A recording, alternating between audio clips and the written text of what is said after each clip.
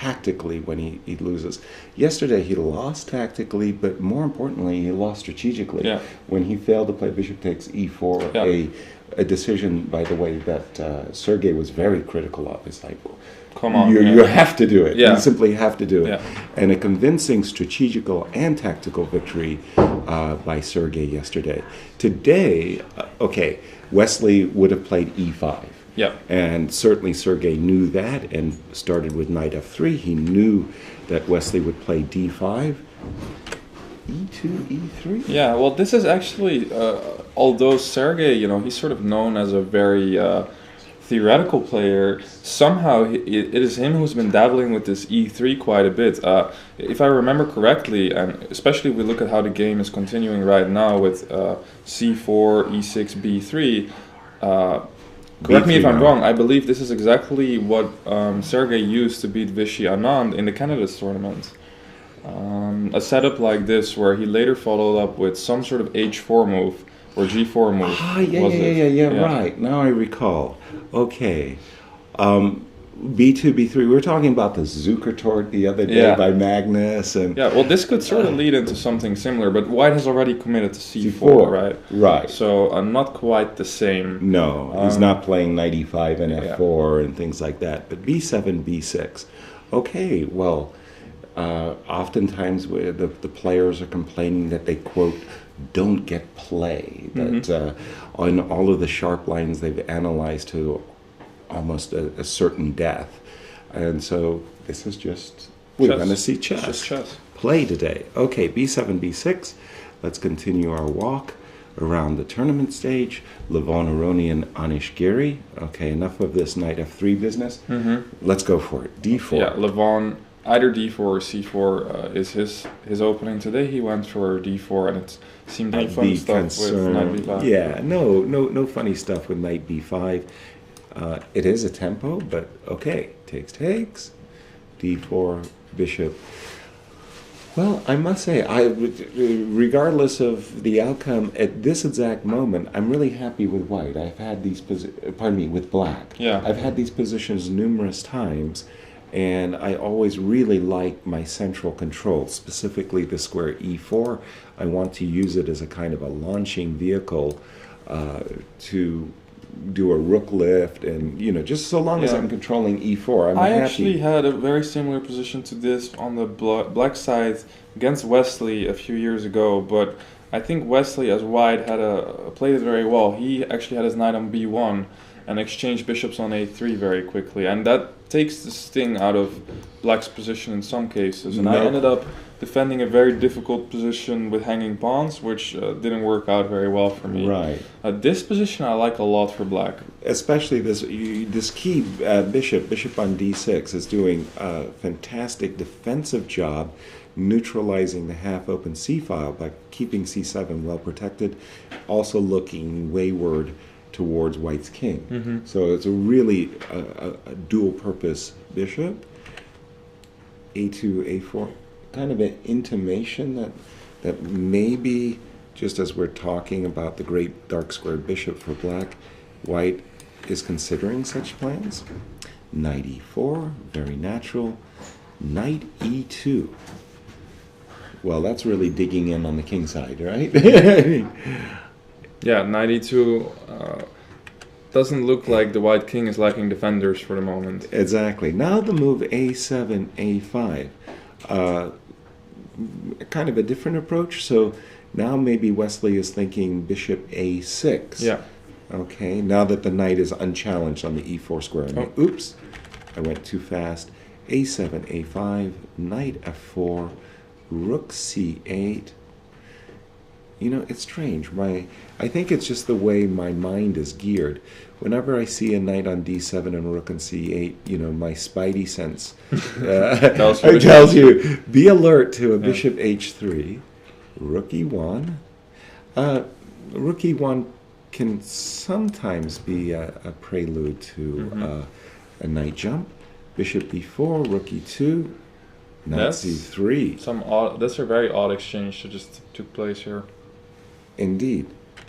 But again, these top elite players, boy, do they prize their two bishops. I mean, Bobby Fischer did as well. He called it winning the minor exchange. But that took a great effort. Yeah, that took a lot of effort, yeah. And White did get some time to especially coordinate his rooks while not having to move the queen. Queen's actually doing fairly well on d1, I would say. It might want to go to d3, but then again, that could be a square for the knight too. All that being said, you know, Black's going to put that pawn on c6, and I really wonder where Sergey is going to get his play from. Right. I just want to point out a trap. I believe it's a very strong trap, but maybe I'm not so sure anymore. The trap I was looking at was bishop a3, okay? Basically saying, I don't want to play the move c6, I want you to move your rook. And I was thinking there was an exchange sacrifice that was very favorable for White. Yeah. Until my eye spotted the move bishop e3, and then I wasn't so sure. And knight takes d5? Knight takes, yeah, I was looking at this. Yeah. I was too fearful of rook c1. In fact, knight takes d5 is good. Yeah, is saves great. the day. Yeah. Saves the day. Okay, so to avoid allowing rook c7, c6 was played. Knight came back to d3. It actually continued there, Yasser. It was. I have to. We're Go, going for a sure. bit astray, but I think there let's- was still a queen a3 move there that maybe left things a bit unclear. As well, queen a3. Well, you know, sometimes you just have to count the bodies, right? Like, what is the body count if I have to give up my queen? I think it's a knight and a pawn for. Not happy. Another, how's this as a funny one? Again, I was mentioning that whenever there's a rook on c8, a knight on d7, my spidey sense tells me... I must say, it generally feels very, very risky for Black. Exactly. I feel that there's something for White. Exactly. Maybe knight d3 is actually a nice way, because also the bishop has to go to like h6 or g5, which looks weird. Your bishop h3 is going to come in, and the light squares are just so weak. You're going to get at least a pawn, another pawn here as White in one of these lines, and probably with dividends. So it's very sensible by Wesley to say, okay, I'll give you your c6, and go back bishop to d6. Yeah. Okay, but as Black, I would never be so compliant. I would play bishop a3. Bishop a3 now? Yeah, bishop a3 now, kind of drive the rook. Okay, I drive the rook from what I consider, you know, if you're creating it's the Dutch school of annoyance, yes, right? No, you drive the... You've been taught well here in America. Yes, exactly. Oh, look, you're rubbing off on me. What can I say? You know, no, I do believe that rook b1 was Sergey's idea, because at least, I don't know if it's a plan that you're supposed to go for, but it feels like b4 is one of the few pawn breaks you have left at your disposal in some positions. Okay, let's say queen to d2, but knight f6 is also... Okay, knight f6... Yeah, you will play that move. Yeah, no, I like bishop a3. I'm not going to go against my nature here. Yeah, exactly. Bishop to d6 was chosen. Queen d2, g6. Okay, hard guesswork. Queen c3, I understand about taking control of certain squares. I honestly think, looks a little artificial. Yeah, I mean, Wesley played rook fe8, and I mean, Black's position is great. I really think Black's position... I mean, you're not supposed to lose that bishop on b2. It took a little time for Wesley to get back his bishop, you know, to d6.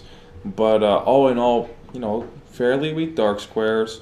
You know, at any moment in the game, Black can still decide to go c5 when it suits him. He has to always take care of that a5 pawn. If White captures, you'd like to play b takes most of the time.